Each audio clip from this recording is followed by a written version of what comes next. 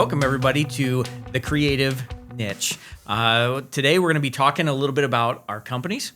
We have multiple companies. We have a stained glass side of the company, and we also have a memorial side of the company. But also, the biggest thing that we really want to tie in on this particular episode is faith, the future, where we're going with the company. So today, I got Reggie here, the founder of Window Creations, also my father, and I'm Jason, just for anybody that doesn't know. And what we're looking to do is we just want to tell you a little bit of the background and a little bit about our story in the art glass field. What we've seen you do as a founder is, you're an integral part of orchestrating the entire plan.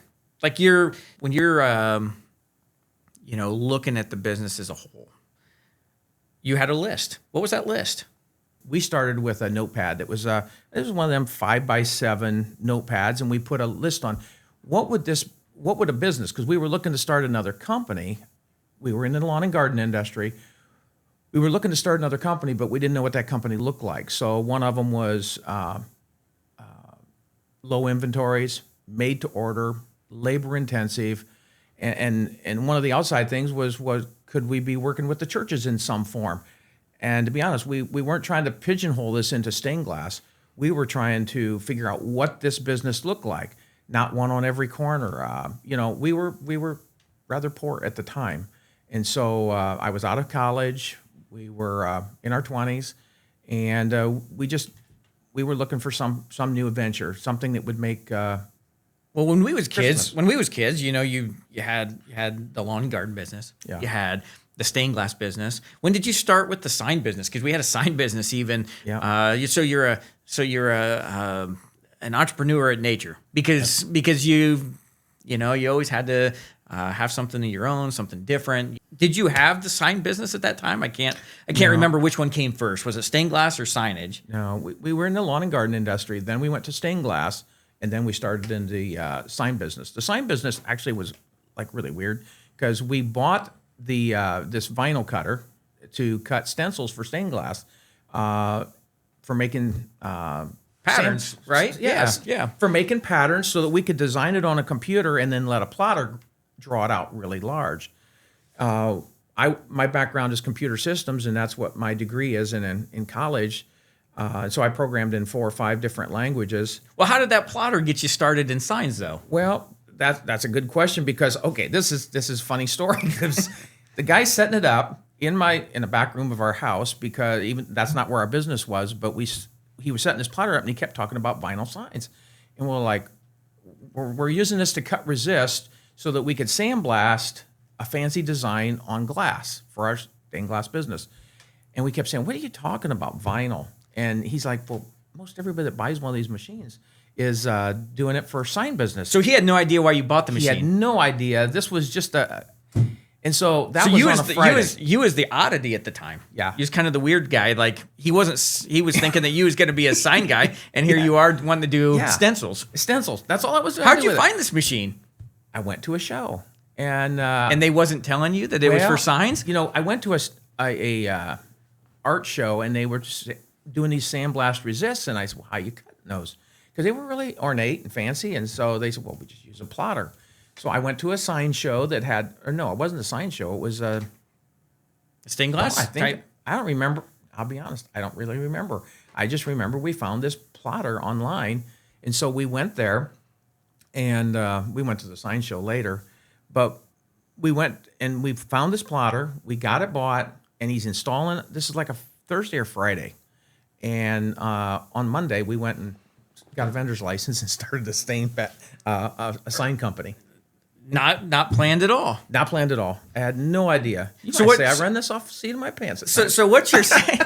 So what you're saying is when I think in business, the most important thing is not that that you have these big glorious ideas, but the being an entrepreneur means you're in action. An entrepreneur is typically in action. Yes, you make decisions and you move forward, but ultimately that this one decision that you made led you to something else that you didn't even know about, and it created opportunity.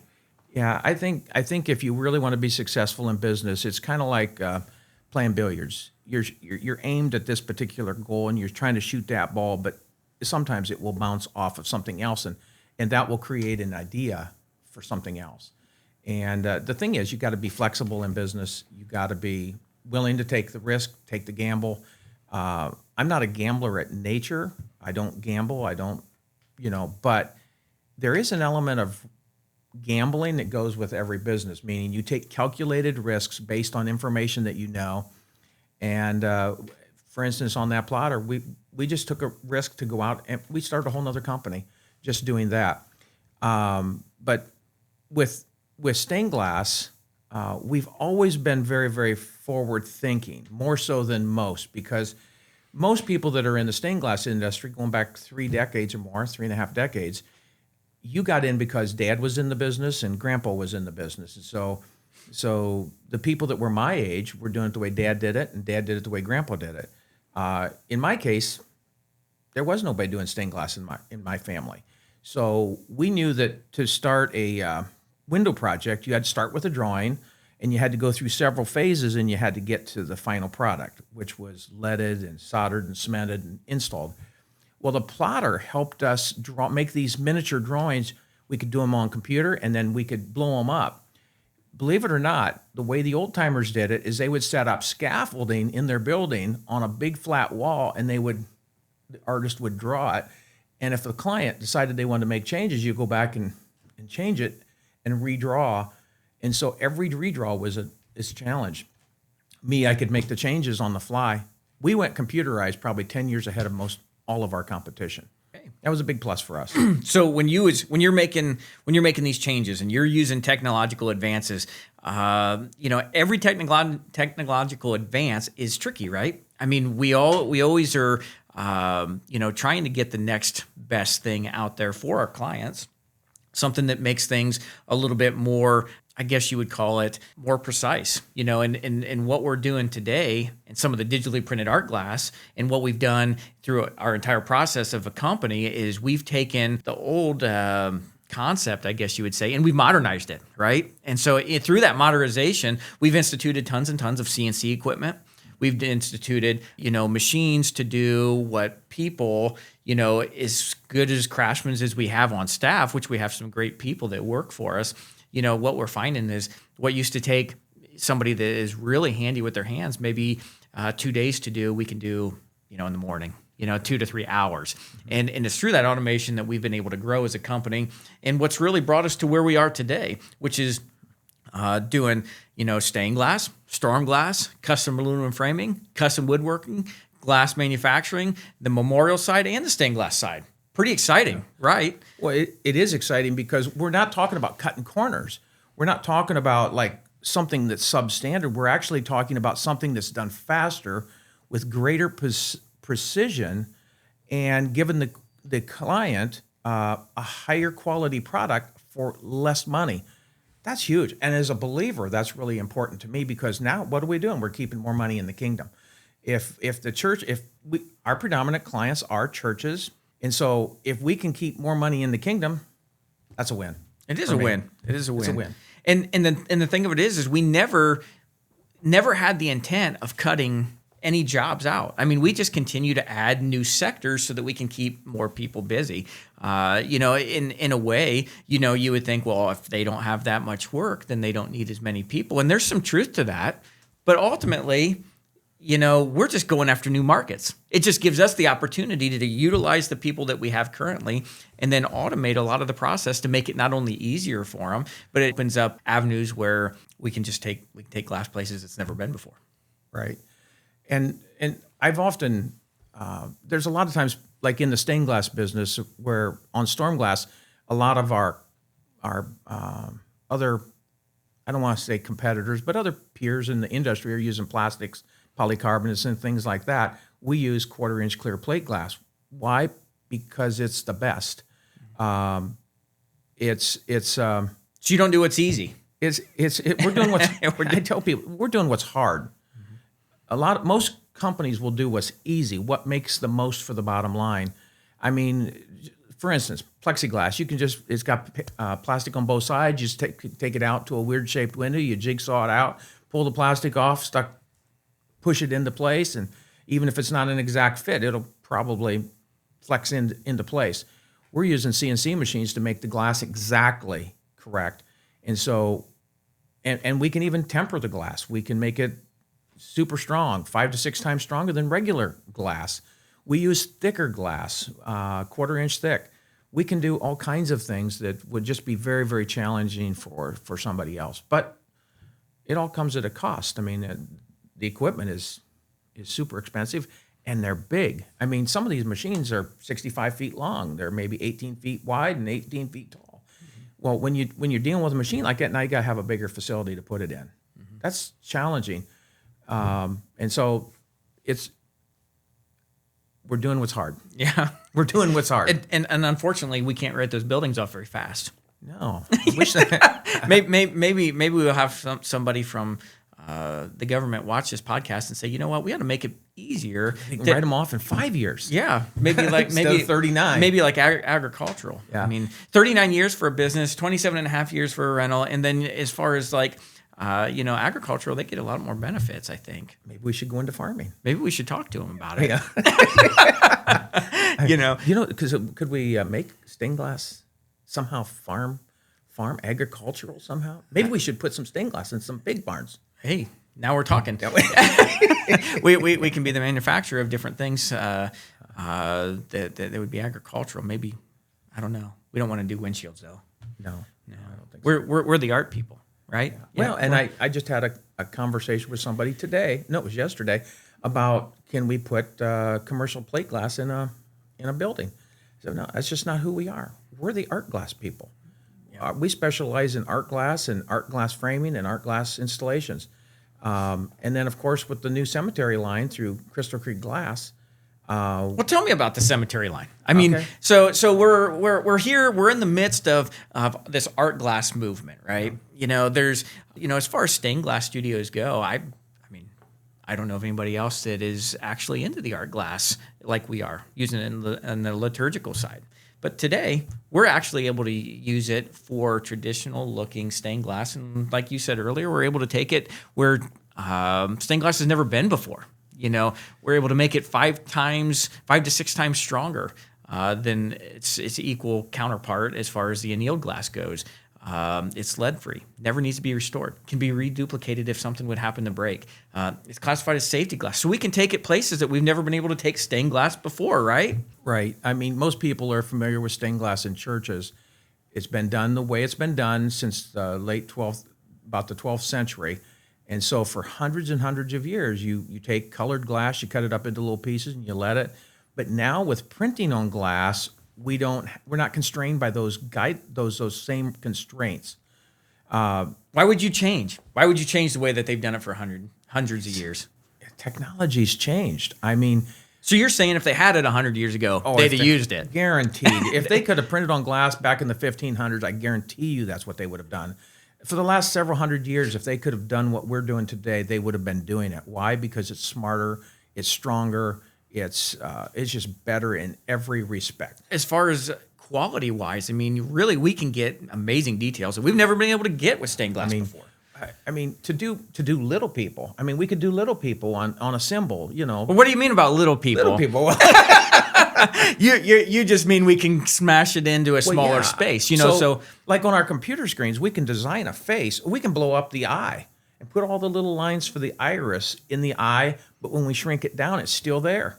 I mean, traditionally speaking, when you're working with stained glass, you're painting on a light table, and so you paint the piece. Oftentimes, you do it, lay down a trace. We can talk about this later sometime, but you lay down a trace, and then you cover it completely with black paint or brown paint, and then you start to scratch off, and you're painting with light. Well, I can't make little tiny features on a traditionally painted window like I can on a computer screen. So now we can put all those details in when we shrink it down. So we can make little people. So literally, somebody that would be a normal full-size stained glass person might be life-size. Mm-hmm. But now we can literally make little people, like in a symbol, for instance, like a stained glass symbol, a round symbol. We can literally have a whole scene of the Last Supper, But I think it's also important to let everybody know out there that, just because we're doing the digitally printed stained glass, we also could still do traditional stained glass on a day-to-day basis. Absolutely. I mean, there's tons and tons of churches out there that still need the restoration. And through that restoration process, we're able to preserve the history. So absolutely. We get to use these creative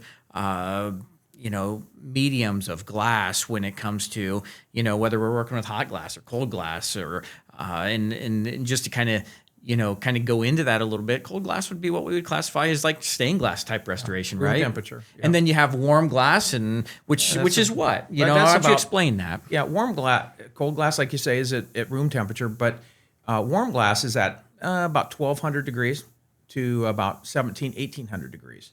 So that's still pretty hot, right? Yep. But when you get into hot glass is classified as blown glass. So we literally make the glass in almost a liquid honey-like form. Now that can be heated up to about 2,100 to 2,400 degrees. So that we don't really do that much in hand-blown glass anymore, but we still can. But warm glass is like fused glass. This art glass that you're talking about, it's a film. Oh, it's not a film, right? No, it's so not. Why don't we explain a little bit? Because people always think, this digitally printed art glass, it's a film. Yeah. And it's not a film. But why don't you explain that on the process of how we make this new art glass permanent? Okay, well, stained glass traditionally for several hundred years have been like ceramic type paints, okay? And it's fused in at 1,250 degrees. So you have to put it in a kiln and cook it so that the paints literally impregnate into the glass surface. Well, that's what we're doing with the printing on glass. We're just using different technology. So we're using basically a printer that applies the paints to the glass, and then we still fire it in. So these are ceramic inks. These are ceramic inks, and so they're permanent. They're going to last for hundreds of years. A film, it might be cheap. If you want to go cheap, that's fine, but it probably lasts 10 to 15 years. So that's a big difference. For an application that longevity is not the paramount principle, films are fine. If it's going to be something you're changing out. But if it's something that you want to keep, right, this is the process. Right.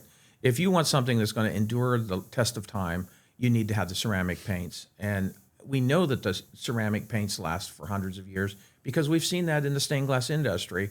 We're just using different technology. Again, if you can make something better, quicker, higher details for less money, what's the loss? Because to us, it's a no-brainer. Stained glass 100, 200, 300 years ago, right? It's been around for a long time. Yeah. So stained glass, it was used for what purpose? It was used to tell a story, right? It was. And so we have the beauty of stained glass, and we love restoring the old churches and some of these really awesome designs that have been around, for in a lot of cases for hundreds of years. We don't get super old windows, 100, 200-year-old windows here in the United States. We've seen them. On occasion. And we've seen even older windows than that because they've been shipped over from Europe. Right. So we get to still see the beautiful stained glass. But if we can still tell the imagery, or we can still tell the story with the imagery, right, at a much less cost, it's still telling the story, right? What we're still honoring the tradition of being able to take an image and tell the story of the gospel, which is pretty cool. Except the only difference is our printing process is much more reflective in value, right? So if whether it has light come through it or not, you can still see the image. Now, light amplifies it, right? It makes it better, right? But it's not necessary. Yeah. Well, and the thing that so many of our clients, when we're putting this new printed glass into a new sanctuary, you can see the image from outside as good as you can from the inside, and I've asked several priests, okay, so going back about 10 years ago when we first started this, the printing on glass, what was the decision? What caused you to choose the printing over traditional? Because clearly we do both. Mm-hmm. And they said, because you said it took the message outside the building and not just inside the building. And that was why they did it. And so we're finding that we can take the message outside the building for those who are driving by. And we're finding that happens with an older group of people or younger. I mean, I think at first we thought, well, it's going to be a hard pill to swallow for some of the older generations that are used to that traditional stained glass look. But what we're finding is, young and old alike, they have this interest in being able to, change a little bit with where things are going. I mean, in our faith, I think it's important that obviously, we don't change the message, but sometimes God changes the delivery. Right? He's trying to reach all generations. Mm-hmm. And what we find is that in a lot of cases with my generation and my kids and in your generation is the message is the same, but the delivery is a little bit different. And it's really important that we find those ways to connect, because the next generation is important. But go ahead. Well, that shocked me because I assumed this would appeal to the younger group. I have actually found that a lot of people in our boardroom, we have both, and a lot of people that we're talking to, they were like, why can't we do that? And we're talking 70, 80-year-olds. And I'm thinking, that's older than me. But I'm thinking they're going to be conservative. They would, nope, I don't want to do that. And they're like, no, we want this. We want the new. We want the more, the better. Really, it's really better in a lot of respects. I'm a traditionalist. I grew up with stained glass. Not building it, but being around it. And so clearly we've been doing stained glass for over 3.5 decades. So I love stained glass. Mm-hmm. I don't want anybody to think that it's like ixnay on the traditional stained glass. We love stained glass. We restore hundreds and hundreds of stained glass windows every few months to a year. I mean, so we're working on a lot of different projects at a time, and we do a lot of restoration work. So I love traditional stained glass, but there are some constraints. It's like we have to add reinforcing bars to a traditional stained glass window. With printed, mm-hmm. Number one, it's 50% thicker. It's tempered, so it's just that alone makes it probably about 9 to 10 times stronger than traditional stained glass. And I don't need any reinforcing bars. Those reinforcing bars are those steel bars that go horizontally through every window, about every 12 to 18 inches.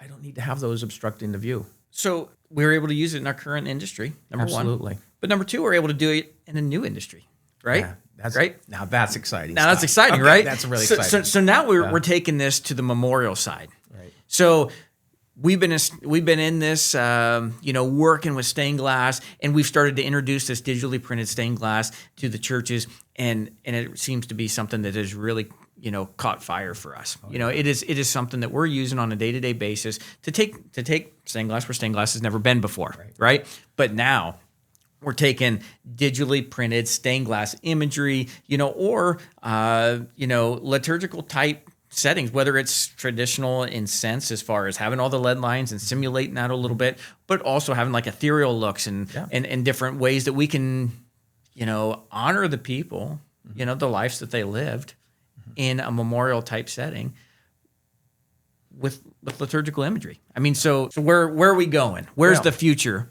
Traditionally in a cemetery, if you saw a traditional leaded stained glass window, it would be in a mausoleum. That's the only place that you would probably ever see a leaded stained, because that's just the only place you'd see it. Now we can take it out into headstones. We can take it into columbaria, which is, I don't know if everybody's familiar with columbaria, but everybody's familiar with a mausoleum. A mausoleum is where they put the full entire casket, right? Yeah. And they put that into the units are fairly big. And so they got to fit a casket in, a full body casket, whereas a columbaria is made for cremation. And what do they call the individuals? The individual spaces in a columbaria? A niche. A niche. So it's a creative niche. It is a creative niche. Come to think of it, we got into a niche market. I heard it was niche. Oh, well, I have too. It depends on where you're from, though. Yeah. Are you a French? I think if you was French, it would be definitely. Niche for sure. Niche. Yes, we have a niche. A niche business? A niche business, yes. And it's an awful creative niche that you're in. It is. So which is it? Well, for me, it's niche. But some of those marketing people would say it's a niche. I suppose we'll get some comments. Comment. Tell us what it is in the podcast. Is it niche or niche? But unless you guys send us videos, we're going to have a real hard time figuring out. Are they going to type like a capital NIC? I mean, are they going to give us the abbreviations and the Webster Dictionary type quotations? But it does depend on where you're from. Is it tomato or tomato? Is it potato or potato? I don't know. I think we've derailed. I think we have. I think we've digressed. Yeah. I digress. You know, what was another common thing that they, for people that was in prison, what would they call that? You was either internment. Or internment. Or interment. I don't understand the difference. Well, you're older than me, so why don't you give me a history lesson? If you're going to jail, it's internment. But if you're in a traditional burial in a cemetery, it's interment. That's a very, hopefully I spoke that very clearly, interment versus internment. Yeah. But I guess what we're trying to tell you is we're in a niche market. And for that is the name of the podcast, right? That's right. So we'll let you guys be the interpreters of that. I guess we're just going to use it interchangeably. Yeah. So when we were able to take the printed glass, because this really wasn't an option with traditional stained glass, we can now take printed art glass into the cemeteries because we're not 8-inch glass is typically what stained glass is. We're using 3/8 of an inch thick glass. Probably fragile? Oh, not at all. Well, 1/8 annealed glass. Well, that's another thing, annealed versus tempered. What's the difference? I mean, a lot of people don't really know the difference between annealed glass. So when we talk about taking it into the cemetery, a lot of people say, well, it's going to break. Well, they're thinking of 1/8 inch thick annealed window glass. Well, if you take annealed glass and you temper it, it's 5 to 6 times stronger approximately than traditional annealed glass. So all of a sudden, the moment we temper it, it's a lot stronger. Now we make it 3 times as thick, so it's 3/8 of an inch thick, and then we temper that. That means that tempered 3/8 inch thick glass is 5 to 6 times stronger than 3/8 inch thick glass. Well, you can imagine just how hard that is. Annealed glass. So the annealed glass is not near as strong as what the tempered is. Right. And so the big thing that we have to do is we have to educate, right? We have to educate people about the strength of the digitally printed 3/8 inch thick tempered safety glass. And really the big reason for that is because what we've done is we've done all kinds of testing, right? We've done testing. We've done break tests. Yeah. We've done flexibility tests. We've done a number of different tests in between. And what we're finding is that inch for inch, the digitally printed art glass, when it's tempered, is much stronger than granite. Oh, much harder to break. And so we have this issue where we have to overcome where people think glass is fragile. Yeah. The thicker it gets, the tougher it gets. And with 3/8 inch tempered safety glass, we really strong. With any new market, there's always this hurdle of trying to explain to someone how this is better. I'll be honest. I was really attached to my flip phone back in the day. I loved my flip phone. But my son, a different son, said, you got to go to a smartphone. I was like, I don't want a little square brick. I want my flip phone. I grew up in the Star Trek era, though. So how long did it take you to make the change? Quite a while. So you're saying that it takes time to change the market and to change the thinking of a market, right? It took me 6 months to a year, I think, probably. Now, that may not seem like a very long time, but I loved my flip phone. I would say that there's a large amount of our competitors that are just scared to death about changing to a digitally printed market. Yeah. Right? No, I think that that apprehension is there. And I'll be honest, I thought that a lot of churches would have that apprehension about, oh no, we got to do it the way it's always been done. We have not found that to be the case. I mean, we're finding that people are very much attracted to the new process. Yeah. And so with digitally printing stained glass, we've been doing that, for quite some time now, Right. And now with the new memorial side, we're starting to see a lot of cemeteries move in that direction as well. Right. Especially here in the Midwest, out on the East and West Coast, columbarium's been a big thing for a long time. Out there, they're probably going to know what a columbarium system is, and niches and mausoleums and the terminology that you would hear in that sector of the country. But today, with the Midwest, I mean, we're still kind of an uphill battle. Right. Well, columbarium have been around for a while, but we believe that this is the biggest innovation in columbaria in probably the last century, because again, in the stained glass industry, people do it the way Dad did it and the way Grandpa did it. In the cemetery industry and the monument industry, it's much the same way. I'll find monument centers who do it the same way that Dad did it and Grandpa did it, when there's better and more newer technologies available. And so with the printed glass, we're just saying, if this was available 50 years ago, people would have used it, or 100 years ago. It's just that tradition. Everybody wants to do it the way it's been done. I remember my grandpa sat around an old radio. Then they came out with when I was a kid, there was black and white TVs. Mm-hmm. And then they came out with color TVs. And now they're flat.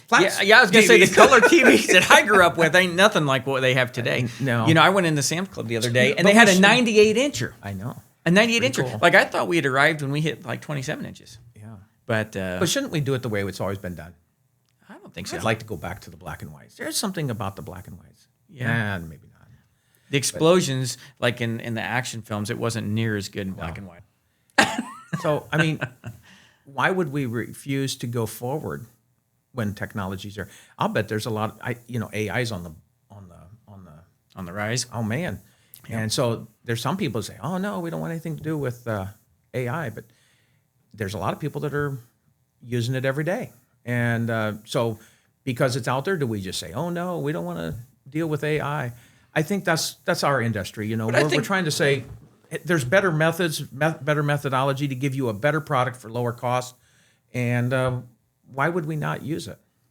As long as we don't make it to where we all get stupid because we use AI for everything. I guess the neat thing is, or not the neat thing, but maybe something to consider is, how often do we do long math anymore? I look at long math and I'm like, oh, I don't ever do long math. Why? Because we have calculators. Back before your smartphone, you'll appreciate this because you're a numbers guy. You could remember numbers, telephone numbers all the time. Oh yeah. Now you ask your kids what's their number. Well, I don't know. Why not? Because they just push a button. Right. Yeah. A lot of young people don't even know their parents' phone numbers. They don't. And that's something that we have to guard against. I mean, we understand that struggle is real, but at the end of the day, to not use it is crazy. We have to use technology and where it's going. And what we're doing with it is we're actually taking these new product lines, and yes, they're different. And yes, we have to guard against making things too simple. But at the end of the day, because we want to activate our brains, right? We have to do that as business people. But in a way, you have to use it. It's just like a calculator. I mean, you wouldn't try to take really crazy numbers and crunch those anymore on a big like a chalkboard. Remember how they used to do those equations on these chalkboards, and they would run spreadsheets. Yeah. Right. Right. I mean, if you've been in an office setting and you're not using spreadsheets and you're doing everything on a pad and paper that's the way Dad did it, and that's the way Grandpa did it. That's not who we are. We're saying we're going to take technology. We're going to use technology to our advantage and to our customers' advantage, because that's really, really critical. So now we can take artwork out into these cemeteries that never had it. Granite's granite. I mean, okay, you can have red granite, black granite, gray granite, maybe some green granite, but it's granite. And if you look across most cemeteries, it looks pretty dead. When you wait a second. Well, technically they are dead. Yeah, they are dead. Wait a second. But it looks dead. All that granite. I love granite. Don't get me wrong. We still sell granite. But we saw a lot of granite. But when you can add color to it, man, all of a sudden, it used to be funny thing. When you used to go to a cemetery, you had the people that had all the money, and they had the great big tall ones, the obelisks and things, and so they had a great big spread. Well, now you can put a headstone that's got color in it, and you can see that one from across. It's just standard headstone height. And now we can have people's faces, their photographs of their loved ones right on the. So when you walk through the cemetery, you can literally see their what this person below the ground, or if they're inside the headstone, did I tell you we can put the cremated remains inside the headstone? Yeah. That's pretty cool too, isn't it? It's pretty neat. Whether they're interned into the ground or whether they're interned into the headstone, either or. Interned or interred? You see, now we're getting into the weeds. So, but yeah, I think it's really exciting.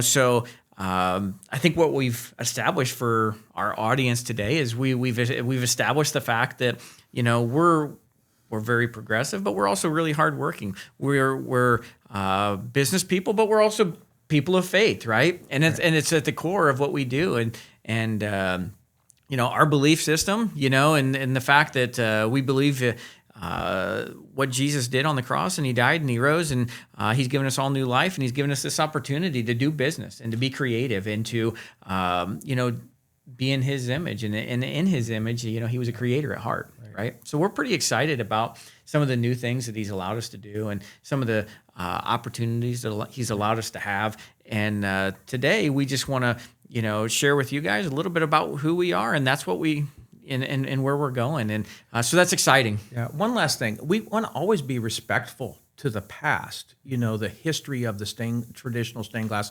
And we want to be respectful for the granite that has been used for, well, it's what they had. Really. It's what they had. And so that is great. That is awesome. What we're doing is we're just introducing something new and innovative that just opens up more possibilities for the future. So it's an add to. It's an add to. We're not taking away anything. Yeah. Just no more than what we're taking away. Right.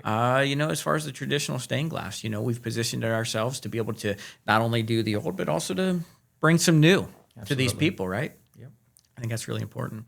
So, but yeah, that's just a brief understanding of who we are, the fact that we believe that the company's grown. We believe the company's grown not because of how hard we worked and how smart we was, but also because of our faith, right? Yeah, absolutely. The blessing that the Lord's given us today has given us the opportunity to do what we can for people. Yeah. As I would tell everybody that comes through on a tour, we've grown substantially.